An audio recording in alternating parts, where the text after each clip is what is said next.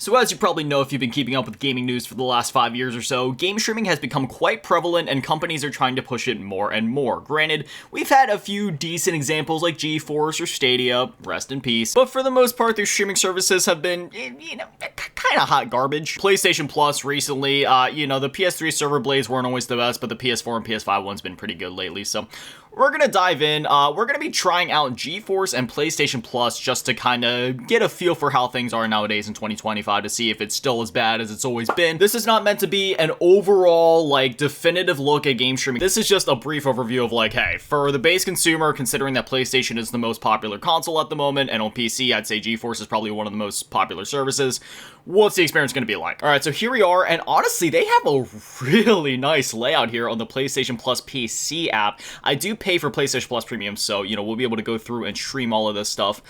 I think starting out, we should start with my favorite game of all time, Resident Evil 4. And the cool thing is, even though this is technically a PlayStation 3 game, I'm going to be using an Xbox controller since I play on Windows, and connecting a PlayStation controller on Windows is nothing short of a nightmare. I wasn't timing it exactly, but it took me roughly 30 to 40 seconds to get into the game, which isn't bad. So there's a few things that we're going to be checking. We're going to be checking for video/audio stuttering. We're going to be looking for pixelation in the video quality, and we're also going to be paying attention to input lag, because I feel like of all the issues, input lag is the most hindering factor when it comes to game streaming. Alright, so here we are in the game. Now, obviously, it's impossible to have my gameplay and my camera sync down to the millisecond, but if I do, okay,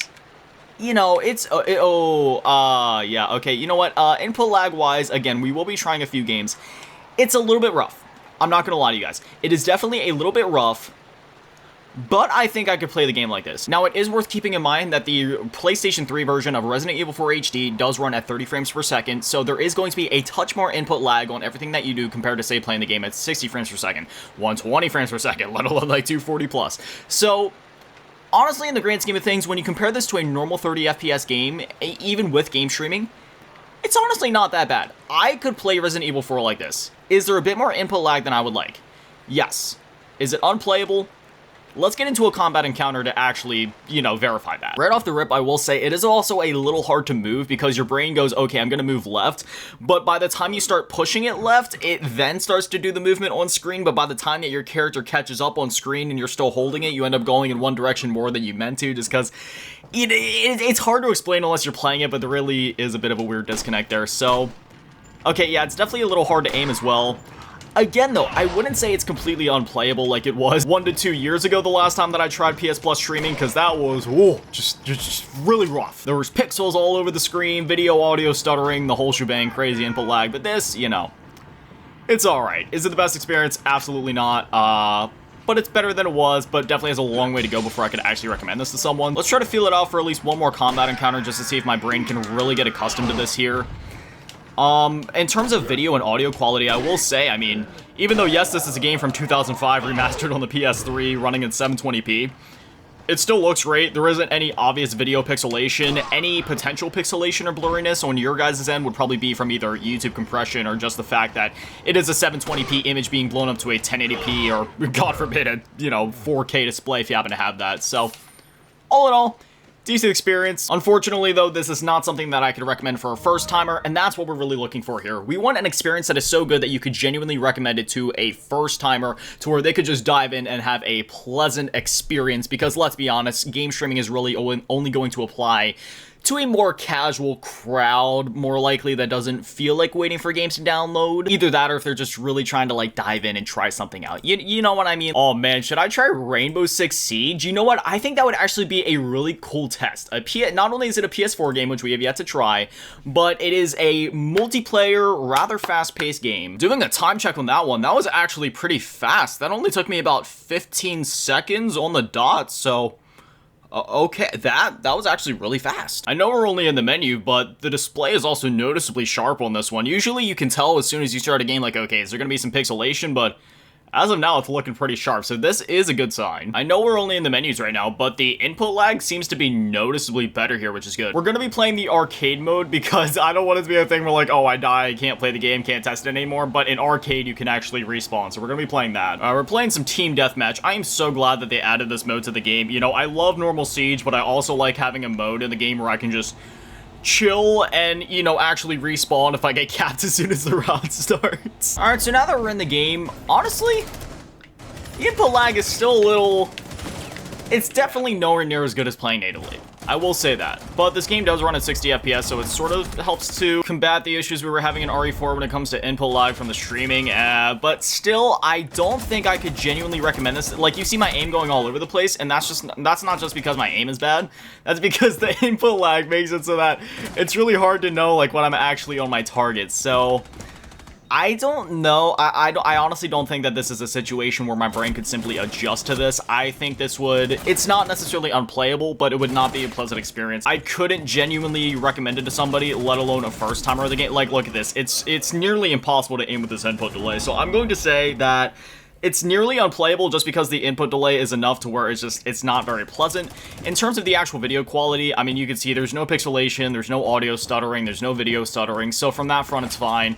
But otherwise, yeah, you're not going to be getting any team wipes with this. I mean, you might, right? But not consistently. Honestly, I think I've seen enough of Siege. Let's go ahead and look at one more game before moving on to GeForce. Let's go ahead and look at God of War, because I feel like this would actually be a really good example, because while, yes, this game is slightly faster paced in some instances and it has some more action, it is still a single-player game, and you are able to take it at a bit of your own pace. So, maybe this will actually be playable. Doing a time check on that one, that was about 23 seconds. So again, that's pretty good. Okay, this is a bit bizarre. Hopefully this is just a glitch that goes away, but there's this flashing blue thing right here.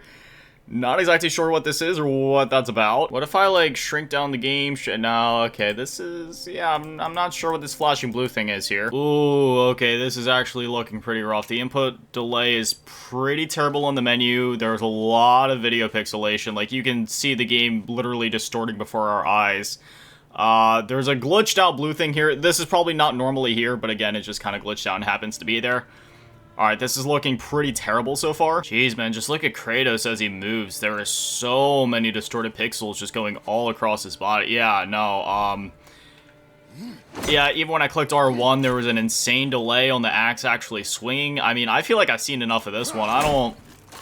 Yeah, let's just go ahead and move on to GeForce. This is actually pretty bad. Out of all of the games that we tested on PlayStation Plus, I would say that Resident Evil 4 was the only one that I could somewhat recommend to somebody. Would I recommend it over playing it natively? No, of course not. But could I recommend it? If it's their only option, yes. I would say that at least PlayStation 3 games like that, you could probably get away with that. Oh my goodness, when I went to log into GeForce, it gave me a thing about, oh, you need to go log in, so give me a moment. Alrighty, now it is worth noting that I only have the free version of GeForce now, so I'm not exactly sure how that affects things, but nonetheless, I'm pretty sure that these are all the games that I have that are available to be streamed on here. Right off the rip, I think we should try a third part. You know what? Let's go ahead and go with Saints Row the Third. I feel like that would be a good way to start things off. Oh, GeForce now requires an update. One quick update later, you gotta love fiber internet. Let's go ahead and try Saints Row the Third once more. It is worth noting that if you have a higher tier version of GeForce, you will be able to get into games faster and you won't have to go through this loading or waiting screen. This is only because I only have the free version of it, and it is worth noting that obviously for PlayStation Plus, I pay $160 every year for that service since I use it on my PlayStation all the time. So if you're willing to shit out, if you're willing to shill out some money for GeForce now, you would be able to get into games faster, and you would get things like RTX ray tracing, higher performance gaming rigs, etc. Okay, well, unfortunately, we're off to a bit of a bad start. I waited for like 5 minutes to actually get into the game, and then once I did, it required me to log into my Steam account, which is fine, but then it glitched out and literally just left me sitting at a gray screen for 5 minutes. So now I need to go out and get back into the game, which, you know, if I was playing the game natively, it'd be pretty simple to just turn on the game and play. And now it needs to wrap up my previous session, even though I never got to play the game in the first place, so it's a whole thing. The thing lied to me. It says, oh, this only takes a minute or so. Brother, I've been waiting for longer than a minute. Alright, here's what we're gonna do. We're gonna X out of this, and we're gonna try to relaunch the game again. And now I have to wait for 4 gamers ahead of me. Yay. All right, ladies and gentlemen, it's been about like over 10 minutes now. I don't even know how long it's been, but anyway, we're finally in the game. Considering the fact that this is a game from 2011, you could easily have downloaded the game in probably like, what, 2 or 3 minutes if you have decent internet. Like, it's not a big game, so already we're off to a rough start.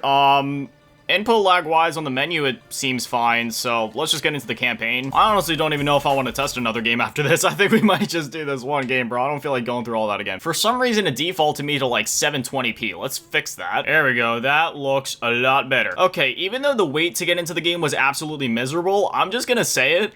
This is actually the best one. Oh, okay, wait, hold on. There's a little bit of stuttering going on in the video. Hopefully that'll fix itself, but in terms of video pixelation, there's none. Video/audio quality, it's fantastic. There's no audio stuttering. In terms of input lag, this is basically native. Like, I don't know how this actually works. Like, again, because obviously we're streaming the game, I don't know how they got the streaming this good. Like, it actually feels native right now. Like, as I'm running around when I go left to right, like, it goes almost instantly. When I go to hit somebody, it all happens instantly. Again, like, I'm seeing a few judders here and there, but, I mean, it's really not a big deal. Let's pull out an SMG and start shooting some people. Like, aiming-wise, like, yeah, this is actually a completely playable experience. Okay, see, considering how painful it was to actually get this up and running, again, I've used GeForce Now in the past. I know it's usually not this big of a deal. It's probably just because, A, it needed an update. It needed me to log into both GeForce Now and Steam again, so there was like a few more hurdles to jump through. Because every time I've used this service in the past, honestly, outside of the wait to actually get into the game if you're a free user, it's actually been a pretty good experience. And I can say that, yeah, out of everything that we've used today, this was most definitely worth the wait, and this is easily the best experience that we've had yet today. So if you're gonna try a streaming service, this isn't sponsored in any way, but I would say GeForce is definitely a good spot to go. If there's any other streaming services I should try out, like I was gonna try out xCloud, but honestly, xCloud is pretty similar to PlayStation Plus streaming. Some games work great, some games don't, some games are pixelated, some games aren't. It was basically the same thing, so I just kind of decided to leave that one out since I was able to basically just give you my same thoughts here in like 30 seconds. But if you guys would ever want to see another video like this, whether we try out maybe Amazon Luna, because I've genuinely never tried that one before, or maybe just any other streaming service, or if there's like specific games I should try out on streaming services, just let me know. But otherwise, if you're looking for a good streaming option that is free and you can like link up like your Epic Games account and your Steam account to it, yeah, GeForce Now is definitely a great option. But anyways, yeah, there it is. In conclusion, you know, game streaming is definitely better than it was a few years ago. Is it still kind of hot garbage? Yeah. Even for the service that did work great, that being GeForce Now, there were still a few hurdles to jump through, and honestly, I'll just always prefer actually being able to natively play the game and actually own the game, because if you've been watching the channel for any amount of time, you know I'm a physical game collector. I don't buy digital games unless it's like $5 or less. And plus, game streaming relies on you actually having a good internet connection, and obviously your internet connection could drop out at any time while you're game streaming, and just so many things go wrong there in the pipeline. So yeah, I would still say native gameplay is the way to go, but it's definitely getting better. I definitely, there would never be a future where I would ever solely rely on game streaming, and I feel like most people could relate to that, but I do see it becoming a bit more of a widely accepted option, and actually even a decent option in the near to distant future, hopefully, because it can be quite convenient when done correctly. And I feel like with game streaming, it's less of a thing of where it needs to be like somebody's only option, where it's like they only game stream. I feel like it should just be about having options in general. Sometimes it might be more convenient to game stream, and other times you might just want to play, you know, the game natively or go out and buy it on a disc. You know, it's all about having options. The more options that a consumer has, the better. But anyways, always massive shout out to all the patrons and channel members to get on global tier, and a big shout out to the global tier, Alasking, Emmy, Dad, Manny, the big shout out on GT Run, and Legends Gold. Thank you guys so much, guys, the Little Legends. I love you. Have an amazing day, stay beautiful. I love you all. Peace.